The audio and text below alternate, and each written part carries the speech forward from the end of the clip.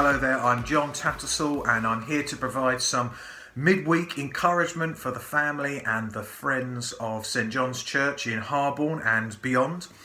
A lot has changed, hasn't it, in the past week? I find myself looking in my diary at things that were either supposed to be happening or were indeed happening last week or the week before, and it's hard to get our heads around the fact, isn't it, that where we are at the moment and what we're going through. So much has changed, at least with the government advice about more stricter measures now in our society to try and curb the effects of the coronavirus. I very much hope that you're managing to survive life in lockdown, however that looks for you, and that you're in a position to ask for help if you need it, but also to offer it, of course, to those around you. Please do be in touch with us as a church if there's anything we can do for you, from picking up food or medicine perhaps to walking dogs, or perhaps being on the end of a phone call to listen and to pray. Please do be in touch, perhaps with small group leaders or other members of your small groups, ministry leaders if appropriate, and of course the clergy team here at St John's as well if you are in need, and our details are all found on the website.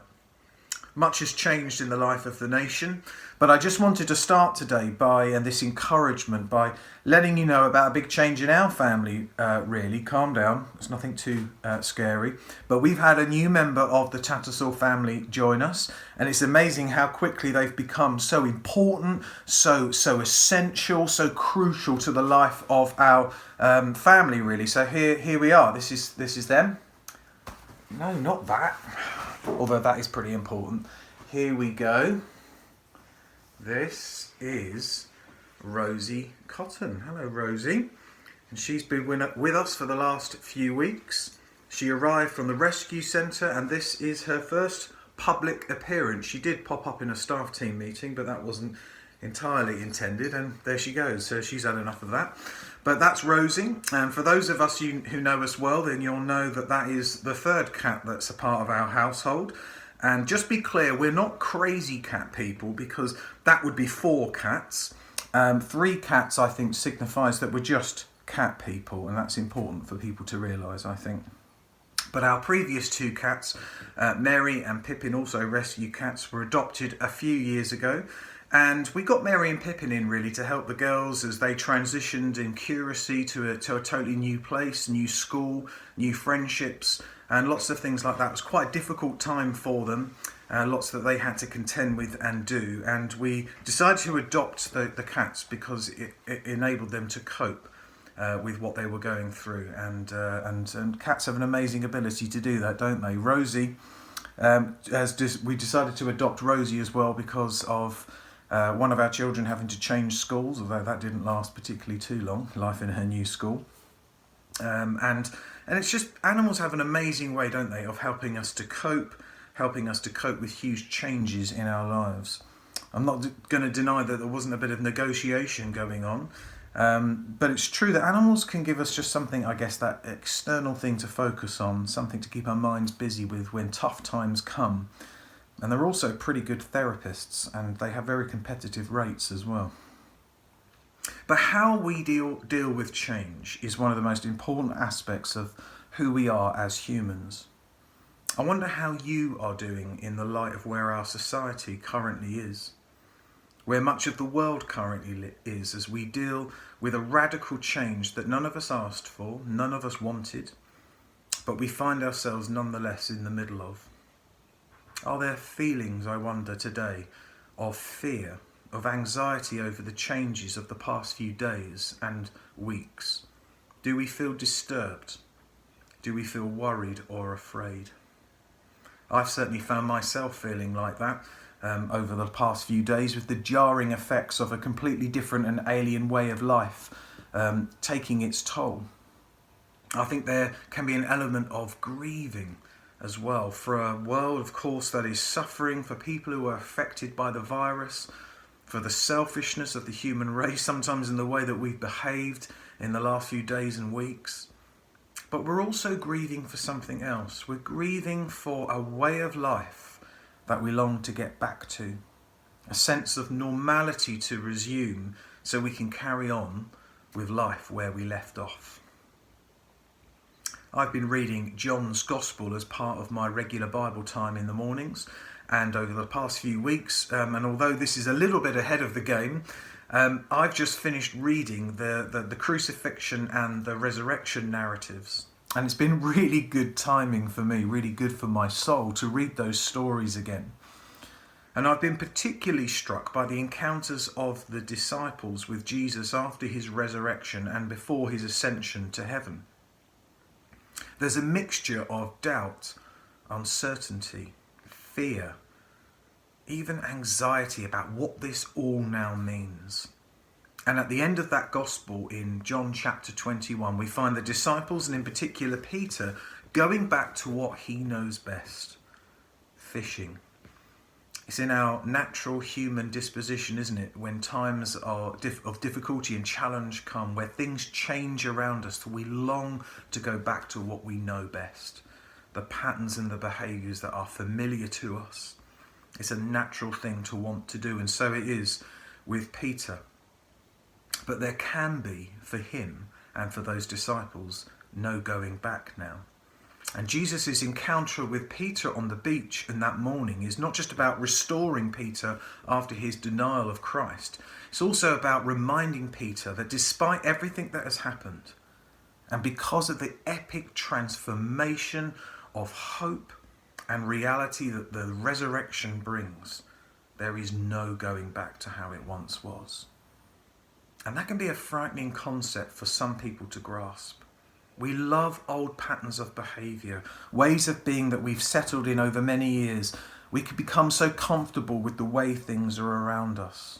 And it can be disturbing, can't it, those moments in life where seemingly in a moment, in a flash, everything changes and there is no normal anymore. None of us are going back to fishing, or not that sort anyway. And what we need to do in such times is two things. We need to let go and we need to hold on. We need to be good at letting go at that which we can't control, at that which we cannot bring back even if we wanted to. Letting go of old ways of doing things, letting go of what once brought us comfort, and holding on instead to the one who is unchanging. The one who holds all of the world in his hands. The one who made you and me, knows us by name, and has a plan and a purpose for our lives that no situation or person can thwart.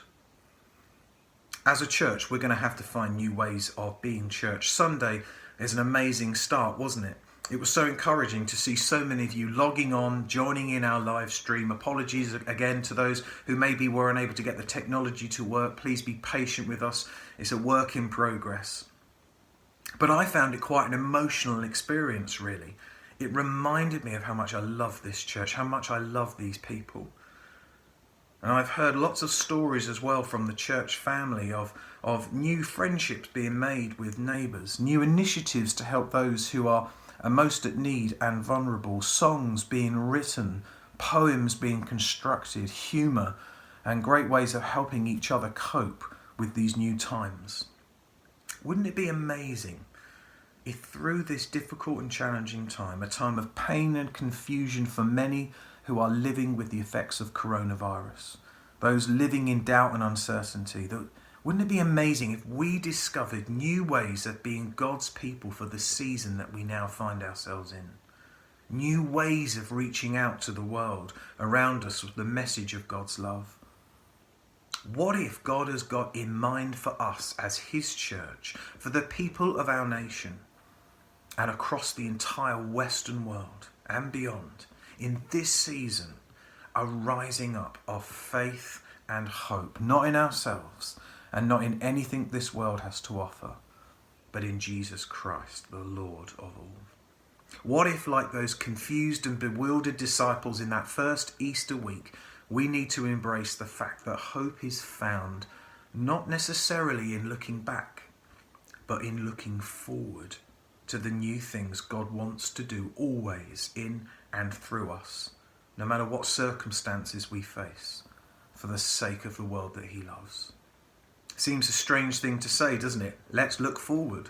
especially with where things are at right now.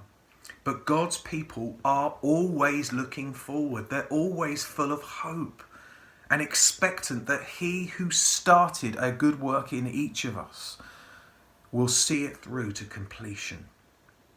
And let's be a people that are committed to pray like never before for a revival to sweep this land and a turning to faith in Jesus, the likes of which we have never seen before.